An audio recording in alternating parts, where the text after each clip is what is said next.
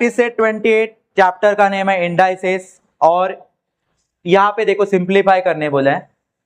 इससे पहले 27 में हम लोगों को सिंप्लीफाई करते समय जो ऑपरेशन करना था हमें नंबर्स का, वहां पे मल्टीप्लाई की साइन, तब हम इंडेक्स का क्या करते थे, प्लस करते थे। अभी यहाँ पे ऑपरेशन साइन हमारी डिवाइड है, डिवीजन करना है।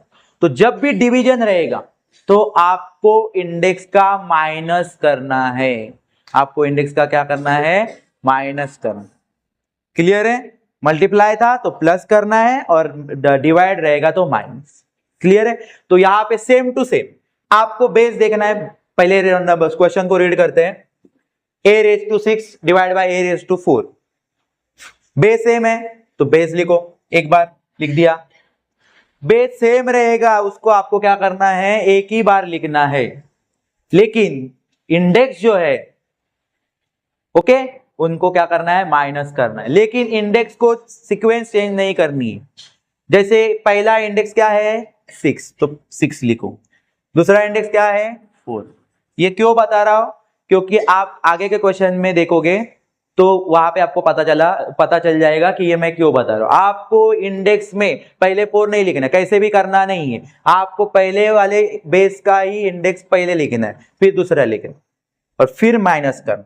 तो माइनस करोगे 6 - 4, सिंपल सा माइनस है 2। क्या आंसर मिल गया, 2। ये हो गया उसका फाइनल आंसर। यहाँ पे देखो ये फॉर्मूला में सिर्फ डिवाइड की साइन ऐड की है और ऊपर हम लोगों को इंडेक्स का क्या करना है, सब्ट्रैक्शन कर। तो ये यहाँ पे क्या कर दो, फॉर्मूला ऐड कर दो सिर्फ। बिकॉज ये हम किसके थ्रू लिखे हैं, बिकॉज हमें क्या पता था, फॉर्मूला पता था, इसलिए हम लोगों ने ये किया। ओके डन, समझ में आया। Question number 2, m⁵ divide by m⁵8। समझ में आया। तो इनको अभी बेस देखो, बेस सेम है, एक बार कॉपी करो।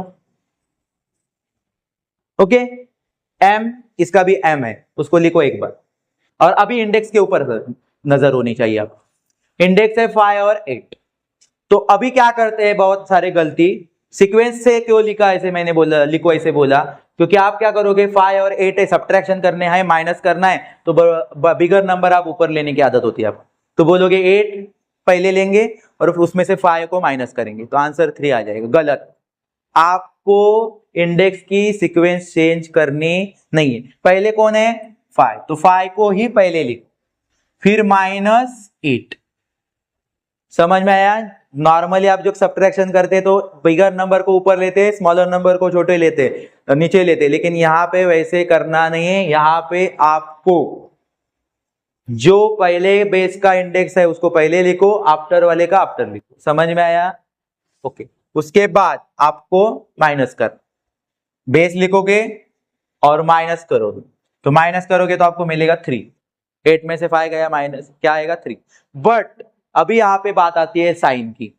साइन आपको ग्रेटर नंबर की ही देनी है, माइनस करने के बाद ग्रेटर नंबर की साइन देनी। अभी यहाँ पे 5 को कोई भी साइन नहीं दिख रही है, तो हम क्या होता है, हम लोगों को पता है कि ये 5 और ये 5 कोई फर्क है क्या, इसमें डिफरेंस है क्या, ये दोनों एक ही है। प्लस पॉजिटिव ही बोलते हैं इन दोनों को। कभी हम लोग प्लस की साइन देते हैं तो कभी नहीं भी दी जाती, तो भी इनको पॉजिटिव ही कहेंगे। तो यहाँ पे जो 5 है वो पॉजिटिव ही है, प्लस है, और ये 8 की साइन कौन सी है, माइनस। तो प्लस माइनस माइनस किया हम लोगों ने। लेकिन आपको एक रूल्स पता होना चाहिए, जब आप प्लस माइनस कर रहे हो तो आपको माइनस करते समय माइनस करके जो आंसर आएगा उसको ग्रेटर नंबर की साइन देनी है। तो ग्रेटर नंबर कौन है, 8। 5 से बड़ा है ना 8, तो 8 की साइन कौन सी है, माइनस। तो आपके आंसर को कौन सी साइन होगी, माइनस। समझ में आया। तो ये आप लोगों को डिवाइड में थोड़ा सा क्या करना है, अलर्ट होके काम करना है। क्लियर है। तो गलती होगी नहीं, क्योंकि इजी है इसलिए हम लोग क्या करते हैं, साइन देखते नहीं। साइन की गलती हो गई, आप करो। समझ में आया। ओके गलती से भी बड़े इंडेक्स से छोटे इंडेक्स को माइनस करके आंसर निकालना नहीं है। जो भी आपका बेस है फर्स्ट, उसका इंडेक्स फर्स्ट, उसके बाद। क्लियर। अभी थर्ड क्वेश्चन में देखो, p⁵3 divide by p⁵13। Base देखो, बेस क्वेश्चन में सेम, उसको एक बार लिखो, p लिखा, p ठीक है, उसके बाद आपको इंडेक्स को देखना है। अभी यहाँ पे देखो जो बिगर इंडेक्स है वो आगे है, तो हमें पहले लिखना है क्या उसको? नहीं, जो पहला है उसको पहला लिखो, मतलब 3 को पहले लिखेंगे, उसके बाद डिवाइड होता है तो क्या करना होता है हमें? माइनस। क्लियर है? और फिर 13 लिखो, फिर माइनस करोगे 13 में से 3, क्योंकि 13 की साइन माइनस है, 3 की साइन प्लस है, प्लस माइनस क्या होगा? माइनस। और 13 में से 3 माइनस करेंगे तो मिलेगा 10। बट अभी 10 को साइन कौन सी आएगी? Greater number. ग्रेटर नंबर 13 है तो उसकी साइन कौन सी है? ये। आप समझ में आया? डन? क्लियर है? यहां पे आपको एक चीज याद ऐड करनी है, बिकॉज लिख के फॉर्मूला जरूर लिखना है, वो फॉर्मूला आप लोग लिखो, फर्स्ट स्टेप में ही फॉर्मूला लिखना है आपको। ओके, यहां पे ये क्वेश्चन थोड़ा सा चेंज है, ऐसे क्वेश्चन को आपको ध्यान से देखना है। बेस क्या है? दोनों टर्म का बेस क्या है? एक्स है। क्लियर है? तो उसको एक बार लिखना, लिख दिया। फिर हमें इंडेक्स को देखना है, इंडेक्स 10 है, दूसरे का भी इंडेक्स क्या है? 10 है, तो 10 और माइनस 10। फॉर्मूला आपके इसके आगे लिखना है, ये वाला लिख दोगे आप, ठीक। और बेस को लिखना है और फिर इंडेक्स को माइनस करना है, तो इंडेक्स को माइनस करने के बाद आपको आंसर मिलेगा 0।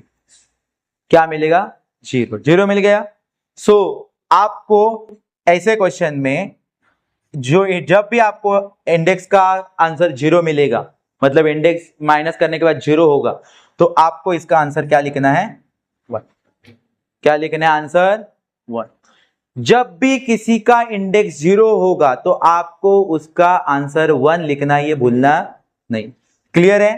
तो यहां पे आप लोग लिखोगे, चलो एक्स का इंडेक्स 0 आया, आपका आंसर लास्ट में 1 हो, कोई भी हो। अभी यहां पे ए का होता है इंडेक्स 0, तो आंसर क्या होता?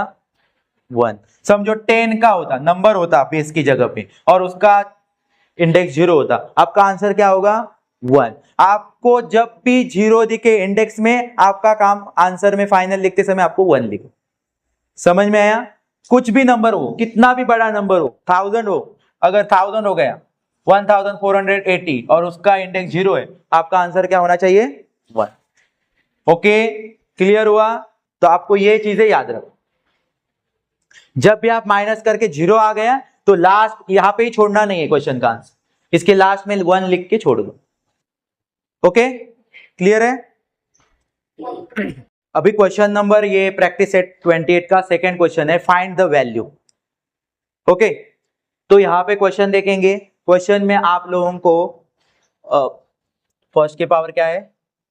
12 ही है ना। ओके, चलो, तो ये आपको क्वेश्चन में पहले क्या देखना है? देखो कुछ क्वेश्चन में नया कुछ लग रहा है क्या? क्वेश्चन जैसे ही फर्स्ट क्वेश्चन में था, जहां पे हमें क्या करने बोला था? सिंप्लीफाई करने बोला था, वैसे ही टाइप का क्वेश्चन है, लेकिन यहाँ पे वैल्यू फाइंड आउट करने बोली, तो उसमें क्या नया है वो आपको क्या करना है? सेम टू सेम सिंप्लीफाई करते हैं वैसे सिंप्लीफाई करना है, और लास्ट में आपको बताऊंगा कैसे वैल्यू फाइंड आउट करो। क्लियर है? तो जैसे कि यहाँ पे बेस देखो -7 है, इधर भी -7 है, तो -7 बेस सेम रहेगा, तो उसको क्या करोगे? एक बार लिखोगे, ये आपका पहला स्टेप पता ही है आपको। उसके बाद आपको क्या करना है? इंडेक्स को देखना है, इंडेक्स दोनों की क्या है? इसकी भी 12 है, इसकी भी 12 है, लिख दो 12 - 12, इसके सामने आप फॉर्मूला लिखना है सिर्फ। ओके, और अभी देखो -7 है तो ब्रैकेट डालो इसको, -7 का यहाँ पे इंडेक्स अगर 12 माइनस करेंगे तो क्या आएगा? 0। इससे पहले ही आपको मैंने अभी बताया था, समझ में आया? तो 7 का जब भी किसी भी नंबर का 0 आ गया इंडेक्स, आपको लास्ट में लिखना है 1। क्या लिखोगे? 1। ओके, तो इसका मतलब ये वाले क्वेश्चन का वैल्यू कितना आया? 1। इस क्वेश्चन का वैल्यू क्या आ गया? 1। ठीक है, यहां पे भी चाहिए तो आप बिकॉज डाल के लिख सकते हो। क्यों लिखा आपने 1? तो आप लिख सकते हो कि क्योंकि किसी भी बेस का इंडेक्स 0 रहता है तो उसकी पावर क्या, मतलब उसका आंसर वैल्यू क्या रहेगा? 1। समझ में आया? तो ये फॉर्मूला है, बिकॉज यहाँ पे भी आपको ये वाला फॉर्मूला लिखेंगे, लिखना ही है हर एक क्वेश्चन में। समझ में आ रहा है कि नहीं? और यहाँ पे आप लोगों ने 1 क्यों लिखा ऐसा बोला, तो इसके थ्रू लिखा क्योंकि ये फॉर्मूला हमें पता है। समझ में आया? डन? क्वेश्चन रीड करते हैं, क्वेश्चन नंबर 2, जहां पे फाइंड द वैल्यू का क्वेश्चन है हमें। 7⁵ डिवाइड बाय 7⁵. बेस देखो, बेस सेम लिखो एक बार, फिर इंडेक्स देखो 5 और 3 डिवाइड है तो क्या करना है, इंडेक्स का माइनस करना है। ओके 5 माइनस 3, इसके आगे फॉर्मूले लिख दो ये वाला, a raise to m divide by a raise to n is equal to a raise to m plus m minus n। क्या करना है, डिवाइड रहेगा तो m मतलब जो भी इंडेक्स रहेगा उसको क्या करना है, माइनस करना है। तो यहाँ पे माइनस करेंगे। ओके यहाँ पे आप फॉर्मूला लिख रहे हो, मैं नहीं लिख रहा हूं, लेकिन आप लोग क्वेश्चन में लिख दोगे। ओके यहाँ पे हमारा बेस लिख दो एक, ठीक है, बेस को फिर से कॉपी करना है। अभी बेस का काम खत्म, बेस का इस क्वेश्चन को सॉल्व करने में कोई काम ही नहीं है, सिर्फ वो रहेगा उस आंसर के साथ, स्टेप्स के साथ। ओके कैलकुलेशन अब सिर्फ किसका कर रहे हैं, इंडेक्स का। ओके तो 5 माइनस 3 करोगे तो क्या मिलेगा, 2। लेकिन ये तो हम लोगों ने सिर्फ सिंप्लीफाई किया है, क्वेश्चन में हमें क्या करना है, वैल्यू फाइंड आउट करना है। तो इसमें यहाँ पे 2 स्टेप और बढ़ रहे हैं, सिंप्लीफाई करने के बाद सिर्फ आपको 2 स्टेप एक्स्ट्रा करने हैं जो कि आपको वैल्यू फाइंड आउट करके देंगे। समझ में आया? जैसे कि यहाँ पे 7 रेस टू 2 या 7 का स्क्वायर पढ़ सकते हैं हम, क्योंकि 2 को हम स्क्वायर भी बोलते हैं, 3 को क्यूब बोलते हैं, पता है ना। तो यहाँ पे 2 है तो 7 स्क्वायर बोलो या 7 रेस टू 2 बोलो, कोई फर्क नहीं पड़ता है। क्लियर है? तो अभी इसका मतलब क्या है, ये इंडेक्स क्या बताता है कि ये 7 2 बार है, क्या है, 2 टाइम उसका मल्टीप्लीकेशन हुआ है। तो इस स्टेप में हम करेंगे 7 रेस टू 7, मतलब 7 इंटू 7, और 7 इंटू 7 क्या होता है, 14। 7 इंटू 7 क्या होगा, 14। तो ये हो गई उसकी वैल्यू, इस क्वेश्चन की वैल्यू क्या मिली हमें, 49। अगर यहाँ पे 7 के ऊपर 3 रहते तो आप क्या करते, 7 इंटू 7 इंटू 7, मतलब 3 बार करते 7 को मल्टीप्लाई। मतलब जितना इंडेक्स रहेगा उतनी बार आपको क्या करना है, बेस को मल्टीप्लाई करना है, तब जाके मल्टीप्लाई करके जो वैल्यू मिलेगी वही आपका क्या होगा, वैल्यू होगा। समझ में आया आपको? तो वैल्यू करना मतलब कुछ इसमें कुछ नया है क्या, नहीं, सिर्फ आपको जो इंडेक्स मिलेगा उसको लास्ट में उतनी बार मल्टीप्लाई करो, आपको आपका आंसर मिलेगा। डन? ठीक है, अभी आगे के क्वेश्चन में देखते हैं, आगे ऐसा कुछ क्वेश्चन होगा जहां पे हमें इंडेक्स कुछ अलग मिल सकता है। हर एक प्रैक्टिस सेट में आपको दिखेगा फ्रैक्शन का क्वेश्चन रहेगा। क्लियर है? क्योंकि तुम लोगों को थोड़ा तो डर लगना चाहिए, लेकिन डर उतना होता नहीं है क्वेश्चन में। क्लियर है? स्टेप हमारे सेम ही है, कैलकुलेशन हमें सिर्फ इंडेक्स का करना है, तो बेस कितना भी बड़ा हो और क्यों फ्रैक्शन हो, निगेटिव हो, हमें उससे लेना देना नहीं, हमें लेना देना किससे है, सिर्फ इंडेक्स से इस प्रैक्टिस। क्लियर है? तो हम बेस को एक सेम है, ओके, तो सेम को लिखो बेस को एक बार, और सिर्फ अभी फ्रैक्शन है इसलिए उसको ब्रैकेट डालो। ये जो ब्रैकेट होता है उसको सिंपल ब्रैकेट बोलते हैं, इस ब्रैकेट को क्या बोलते हैं, सिंपल ब्रैकेट। क्लियर है? ऐसे बात समझ में आया? तो आपको ये याद रखना है। और फिर देखो इंडेक्स को हमें क्या करना होगा, डिवाइड है तो माइनस, तो माइनस करो 3 माइनस 2, तो इसका मतलब हमें जब माइनस करेंगे तो क्या मिल गया, 1। 3 में से 2 माइनस हो गया, क्या हो गया, 1। यहाँ पे आप फॉर्मूला लिख रहे हो, याद है ना आपको, ये फॉर्मूला लिखना है फर्स्ट स्टेप में। डन?